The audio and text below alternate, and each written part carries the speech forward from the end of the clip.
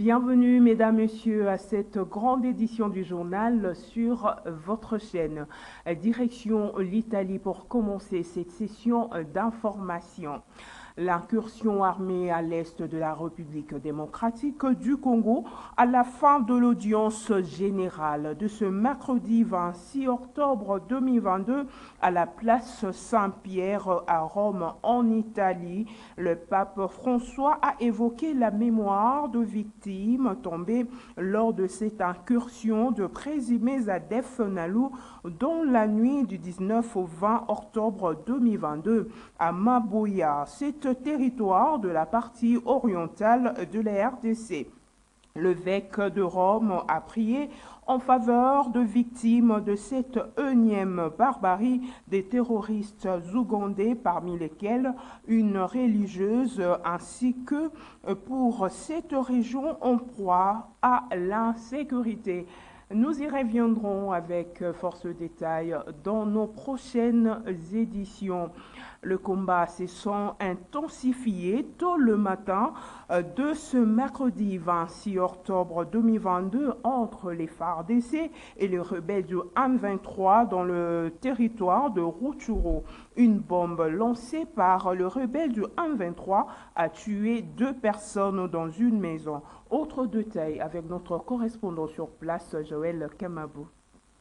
Les détonations d'armes lourdes et légères ont été attendues depuis les heures matinales sur différentes lignes de front, notamment Lankira et Kabindi dans le groupement de Djomba, Moussensero dans le groupement de Boussansa et Damugenkan dans le groupement de Boueza. Cette situation a créé une panique totale au sein de la population de Kiwanja, Rutshuru, Rubare et Kalenkera. La société civile dans la zone parle d'une bombe placée par les rebelles du F-23 qui a atterri sur une maison du civil aux environs de 10 heures à Rankira qui a causé la mort de 2 personnes. Les habitants des agglomérations de Kiwanja, Rubare et Kalenkera se sont déplacés vers d'autres endroits jugés sécurisés, craignant pour leur sécurité. Ces affrontements entre les forces armées de la RDC et les rebelles du F-23 ont été à la base d'une paralysie des activités socio-économiques dans la région dont plusieurs élèves ne sont pas rendus à l'école. Il s'est de vous signaler que le FARDC maintiennent toujours leur position dans cette zone.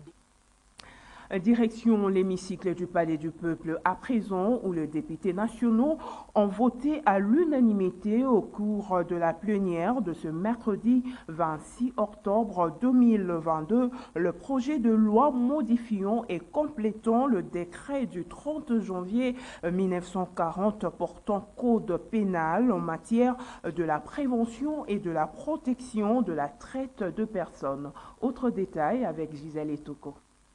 Sur 293 députés présents dans la salle de congrès, 293 ont voté oui, aucun non et aucune abstention. Ce projet de loi modifiant et complétant le décret du 30 janvier 1940 portant code pénal en matière de la prévention et de la protection de la traite des personnes consacre le caractère de la personne humaine, impose au pied de l'article 16 à l'État l'obligation de respecter et de protéger la personne humaine. Elle proscrit l'esclavage et les pratiques analogues ainsi que les traitements cruels, inhumains ou dégradants, de même que le travail forcé. Bien auparavant, le président de l'Assemblée nationale, Christophe Mbosso, avait rappelé que lors de la séance du jeudi 13 octobre 2022, après approbation de conclusions du rapport de la commission mixte PAJ droits de l'homme, social et culturel et conformément aux us et coutumes de la Chambre basse, les discussions sur ce projet de loi avaient été suspendues. Dans cet ordre d'idées, un délai de 48 heures avait été accordé aux députés pour le dépôt des amendements et 5 jours à la commission pour leur examen. Au terme de ce délai, le cabinet du rapporteur n'a enregistré aucun amendement. Par conséquent, la plénière a procédé à l'examen de 4 articles que contient ce texte de loi, y compris son exposé des motifs. Après ces votes écrasants, ce projet de loi sera envoyé au Sénat pour la seconde lecture. Par ailleurs, le député national Ados Dobassi est intervenu par motion d'information sur l'utilisation des mineurs dans les mines par les sujets étrangers.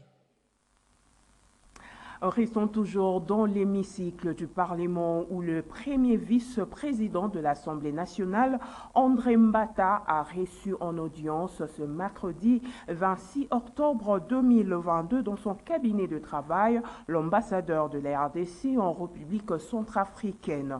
Le renforcement de la diplomatie parlementaire entre la République démocratique du Congo et la RCA au centre des échanges. Autre détail dans ce reportage.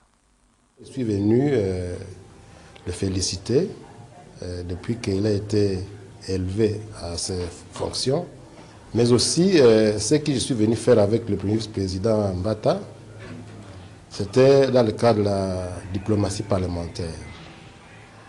Il y a à Bangui, en Centrafrique, au sein de l'Assemblée nationale, un groupe d'amitié de députés avec la RDC, la République démocratique du Congo. Je suis venu l'informer qu'on est en train d'activer cette diplomatie parlementaire et que dans un avenir très court, je ferai tout pour que ce groupe d'amitié de l'Assemblée nationale à Centrafrique vienne rencontrer les autorités parlementaires de la République démocratique du Congo.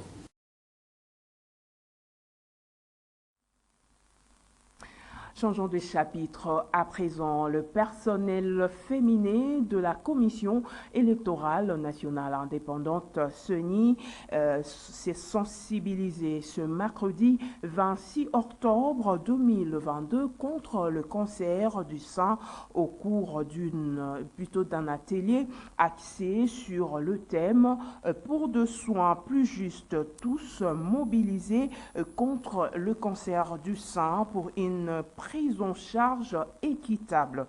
La salle Roméo Golf dans la commune de Gombe a servi de cadre à cet atelier. Nadine Chochigombo. Écoutez le mot de clôture du deuxième. Je suis en bonne santé, j'ai ma carte, je voterai. C'est avec ces mots que le deuxième vice-président de la centrale électorale, Didi Manara Linga, a ouvert l'atelier consacré à la sensibilisation du personnel féminin de la CENI à la lutte contre le cancer. Ce, au soir du lancement de l'opération d'enrôlement des électeurs sur toute l'étendue du territoire national. Octobre Rose, puisque c'est de ça qu'il s'agit, a été marqué par plusieurs exposés, tant des personnalités de la CENI que des médecins. Dr Guylaine Mopo, oncologue au centre Nganda, a, dans son exposé, éveillé la conscience des femmes sur les différents types de cancer de sein. C'était une occasion pour elle de lever la superstition selon laquelle le cancer s'évite par l'action de se faire sucer les seins par les hommes. Cela tombe à point nommé parce que la centrale électorale se prépare à organiser les élections générales dans le délai constitutionnel. C'est-à-dire, il m'a demandé de réitérer la vision de la CENI en disant que les élections de 2023 sont à notre portée et avec l'aide de Dieu, elles auront bel et bien lieu. Mais avant d'en arriver là, nous sommes dans la sensibilisation pour l'enrôlement des électeurs qui pourront bien commencer en décembre.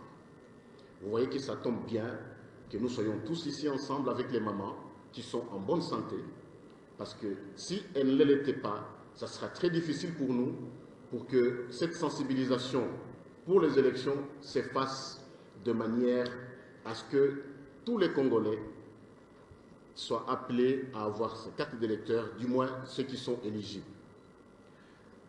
Et je crois que vous avez tous entendu ici les statistiques qui sont plus ou moins alarmantes du cancer du sein. Mais ce qui est bien pour ce cancer, c'est au fait son caractère antinomique.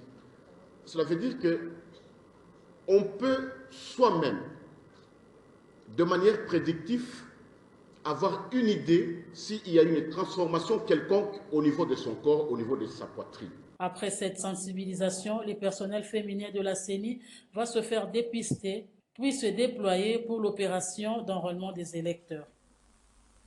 Dans un autre chapitre, sachez que le ministre de la Santé, Hygiène et Prévention, Dr Jean-Jacques Mbungani, a reçu en audience une délégation conjointe composée de l'OMS et de l'USAID. Jean-Jacques Mbungani s'engage à faire un plaidoyer auprès du gouvernement pour le renforcement de la prise en charge de malades souffrant de la tuberculose. C'était le lundi 24 octobre 2022. Le point avec Maxime Makabou. Conduite par le docteur Michel Kassoua Akayomo, directeur du programme national de lutte contre la tuberculose, cette délégation est venue faire part au numéro 1 de la santé de la revue externe sur les activités de lutte contre la tuberculose en République démocratique du Congo.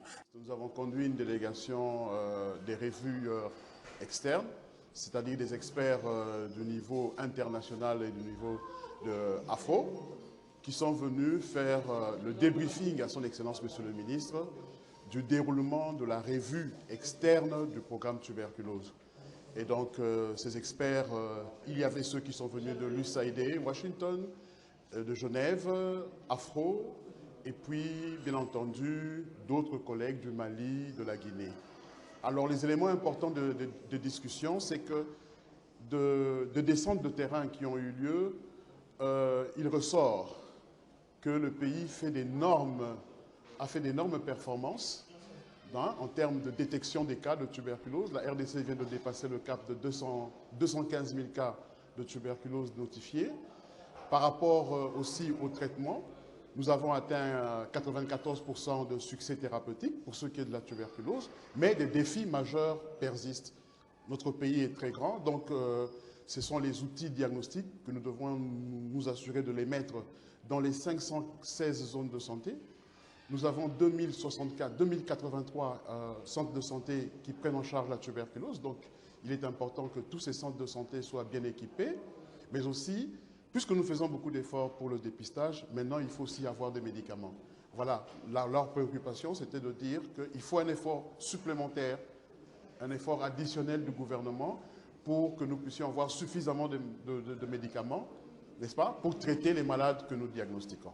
Le directeur du programme national de lutte contre la tuberculose a souligné qu'après cette séance de travail, le ministre de la Santé publique, Hygiène et Prévention, Dr Jean-Jacques Mbungani, a été très ouvert et très chaleureux en indiquant que c'est aussi sa perception au-delà de l'apport de partenaires et que c'est le moment que le gouvernement de la République mette aussi la main dans la poche pour l'achat additionnel de médicaments. Parlons société à présent, pluie diluvienne abattue dans la capitale le lundi dernier. Le pont Lubudi, qui allait relier le Konluka à la commune voisine de Selembao, a subi des dégâts de cette pluie. Les matériels de construction ont été emportés par les eaux. Le point avec Dadi Luindamo. La pluie diluvienne qui s'est abattue lundi à Kinshasa a causé des inondations des maisons et de plusieurs artères, mais aussi des dégâts dans plusieurs chantiers de construction des routes, ponts et autres. C'est le cas du pont Lubudi reliant Kanluka à la commune voisine de Selembao, dont les travaux sont en pleine exécution, qui a également subi les dégâts. L'eau de la pluie a emporté tous les matériels, comme les témoignent les habitants.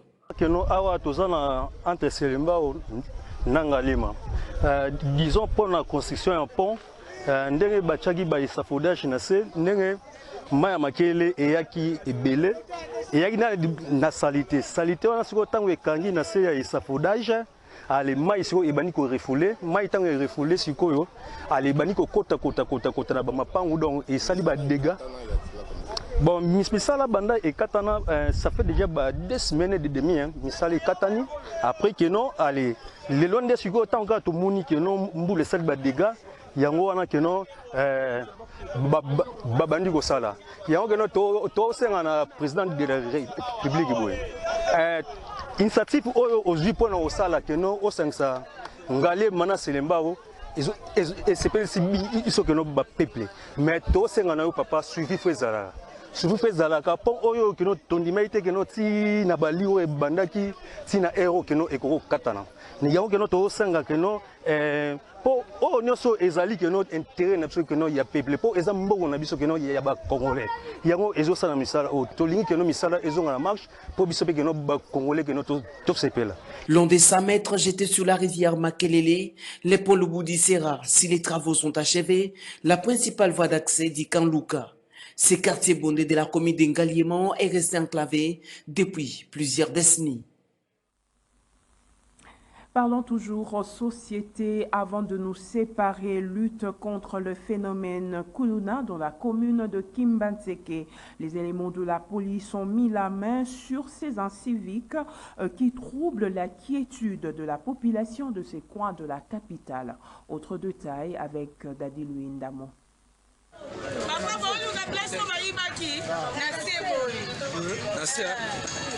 Le phénomène Kuluna demeure un casse-tête pour la population chinoise qui est à tout moment victime de ces actes de vandalisme causés par ces jeunes délinquants qui font la loi dans certaines communes de la capitale. C'est le cas dans la commune de Kimbantseke.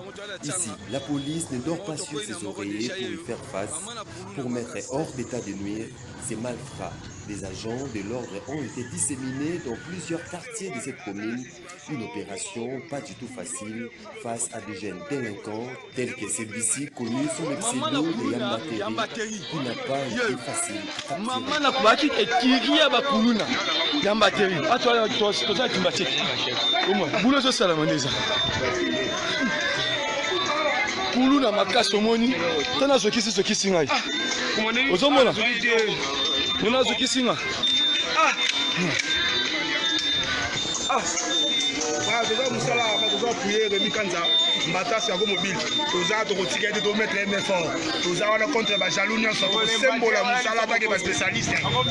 Au-delà d'envoyer ces Kuluna au service national pour la rééducation, les souhaits de la population victime de leurs actes est qu'ils soient déférés devant la justice.